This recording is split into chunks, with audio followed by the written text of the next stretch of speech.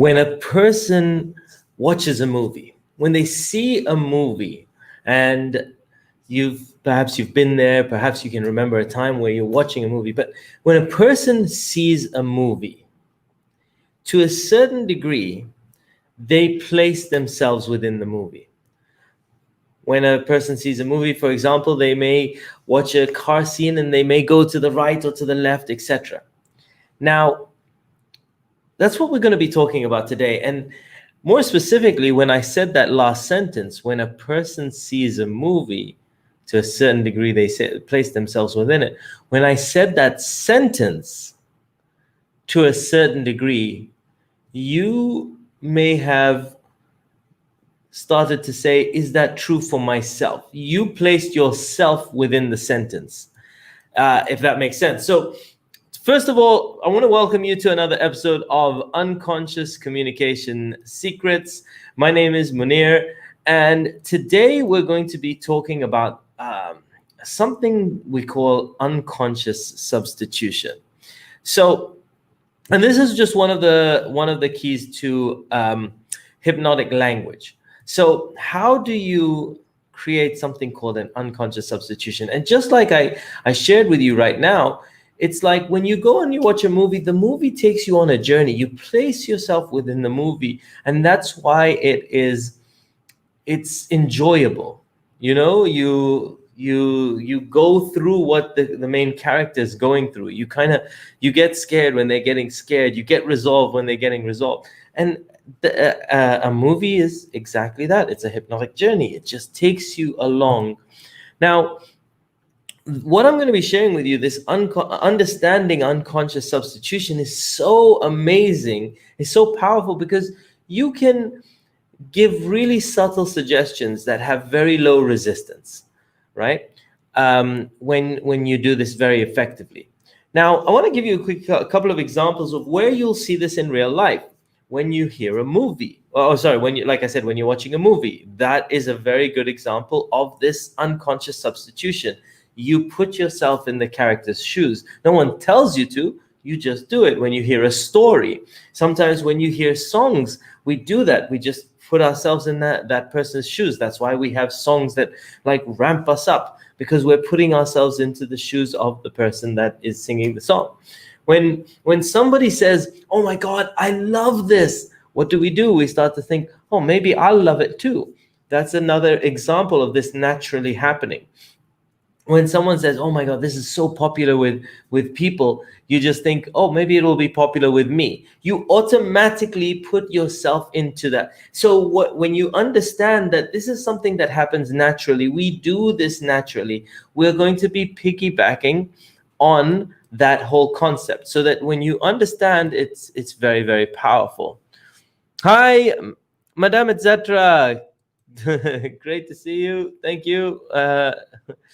Appreciate you for tuning in once again. All right, cool. So now, so I'll tell you a very quick story. When I was in the UK and I did door-to-door sales, I was doing. I had been growing, and I started to get good. And my manager, my team leader, he said, "Okay, now it's time for you to build a team."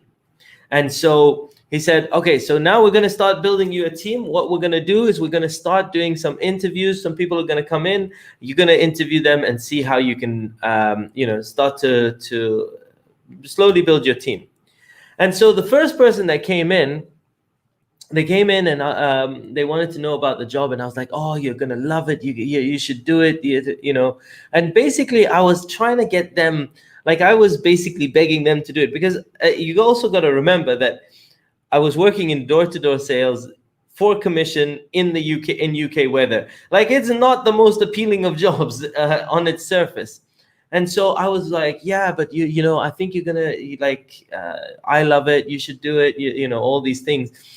And basically, I was like begging them to do it, essentially. And so my manager, after my first interview, he turned and he said to me, "No, you know what, Muneer, you're going about this the wrong way. What you need to do is you need to say to them, don't convince them, just tell them what sort of a person you're looking for. and they will automatically associate themselves with that. I was like, oh, okay, really? And he's like, yeah. So then I was like, okay, let me try that out. So the next time I went and I did my interview and I changed it up and I went, okay, so the person came in and they were kind of like, oh, well, tell me why I should join. I said, look, whether you join or not, that's up to you. I'm looking for a person that's ambitious. I am looking for a person that is hardworking.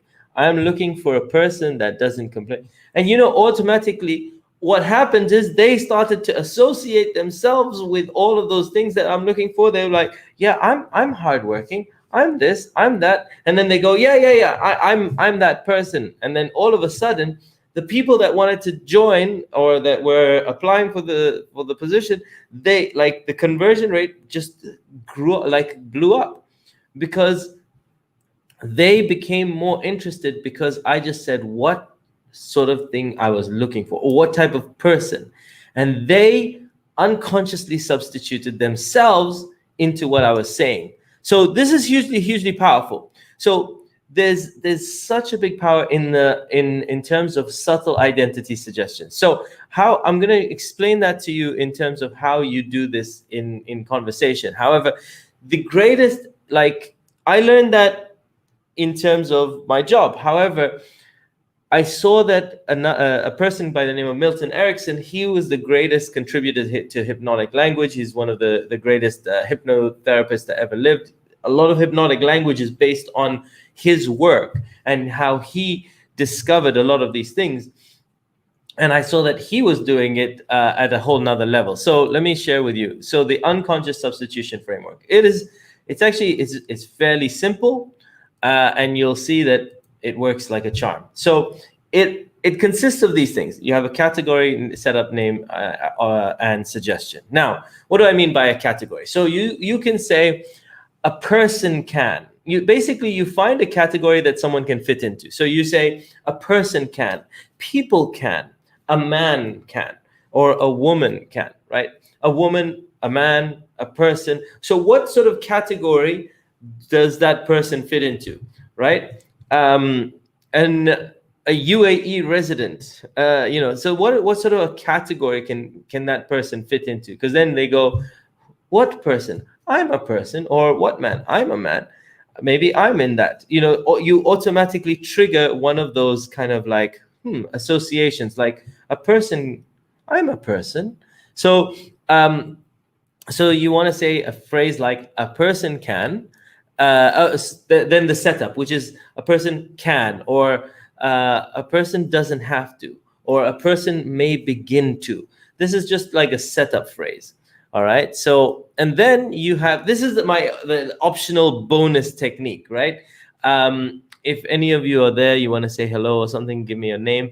But let's say a person can, Bob. You just say the name, right? And this combined with the next section, which is the suggestion, is so powerful. A person can, Bob, relax deeply. So if you say their name before you give the suggestion, what their unconscious mind will just hear is Bob, relax deeply. But, it's a person can, Bob, relax deeply. Or a person doesn't have to, Bob, relax deeply. And that's where the last part of the suggestion is the suggestion, the embedded command, which is, and we call it embedded command. And why do we call it embedded command? Basically, command, just instead of questions, because some people can go, a person can relax, like it's a question. and that's not very good in terms of a suggestion if you're giving someone a suggestion. So you sort of say a person can, relax, and that's command tonality, like you're telling them instead of asking them. A person can, relax, or a person can, relax. And so so that's the framework, right? You just, a category that they'll fit into, a person, people can, the setup, which is they can, or you can even use a negation, like a person doesn't have to, Bob, relax. So you can have a setup, Then optional, use their name. That's a ninja technique. And then finally, the suggestion, relax or get excited. A person can, get really excited about what they're going to learn. A person can, take these learnings and apply them into your life. A person can, really enjoy the videos. For example, so there's different ways that you can do it. So yeah, I've just given you a few examples, but hopefully you see. So this is the phrase of the day.